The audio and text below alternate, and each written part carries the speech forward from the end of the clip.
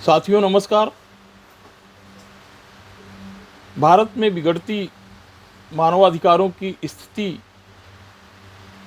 पर यूरोपीय संसद की एक समिति की रिपोर्ट जो कि द वायर में प्रकाशित हुई है, उस संबंध में आज हम चर्चा करेंगे। यूरोपीय यूनियन की एक समिति ने एक रिपोर्ट को स्वीकार किया है जिसमें भारत में बिगड़ती मानवाधिकारों की स्थिति पर चिंता व्यक्त की गई है। लाइव लॉ की रिपोर्ट के अनुसार विदेशी मामलों की समिति द्वारा अपनाई गई रिपोर्ट में भारत में मानवाधिकार रक्षकों और पत्रकारों के लिए असुरक्षित कामकाजी माहौल, भारतीय महिलाओं और अल्पसंख्यक समूहों द्वारा सामना किए जाने वाले कठिन परिस्थितियों और जातीय आधारित भेदभाव के बारे में कई टिप्पणियां की गई हैं। रिपोर्ट में नागरिक संशोधन अधिनियम CAA पर भी चिंता व्यक्त की गई है, जिसमें मुसलमानों के खिलाफ प्रकृति में भेदभाव और खतरनाक रूप से विभाजनकारी करार दिया गया है। रिपोर्ट में एमनेस्टी इंटरनेशनल के कार्यालय बंद होने पर भी चिंता व्यक्त की गई है, जिसमें बैंक खातों को विदेशी अंशदान के अधिनियम के कथित उल्लंघन के कारण फ्रीज कर दिया गया है।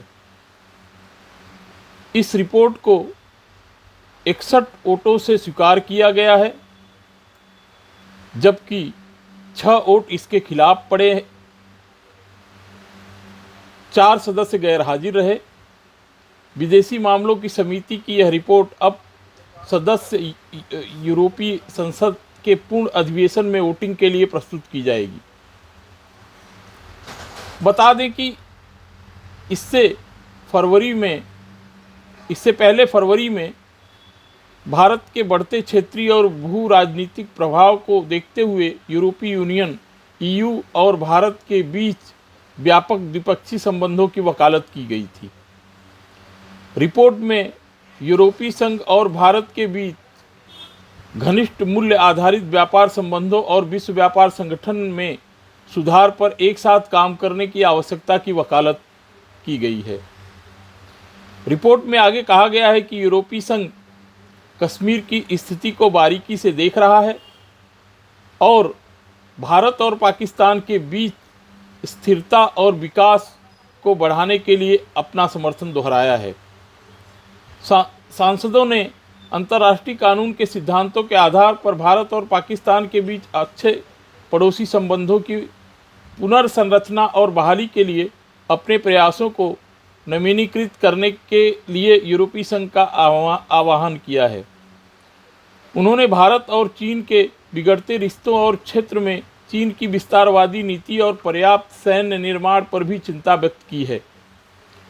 सांसदों ने शांतिपूर्ण विवाद समाधान, रचनात्मक और व्यापक संवाद की आवश्यकता और भारत चीन सीमा पर अंतर्राष्ट्रीय कानून के पालन के लिए अपना समर्थन दोहराया है। तो भारत के संबंध में यह बात तो सत्य है कि भारत में सत्ता पक्ष के द्वारा, शासन के द्वारा लगातार मानव अधिकारों का उल्लंघन हो रहा है और वो भी व्यापक पैमाने पर हो रहा है। सत्ता पक्ष से जुड़े हुए तमाम समर्थक मानव अधिकारों का खुला उल्लंघन कर रहे हैं और उन्हें ऐसा लगता है कि देश में उन्हें मानव अधिकारों का उल्लंघन करने के लिए खुली छूट मिली हुई है। यह वास्तव में चिंता का विषय है और यूरोपीय संसद की समिति ने मानव अधिकारों की स्थिति पर जो चिंता व्यक्त की है वह जायज़ है।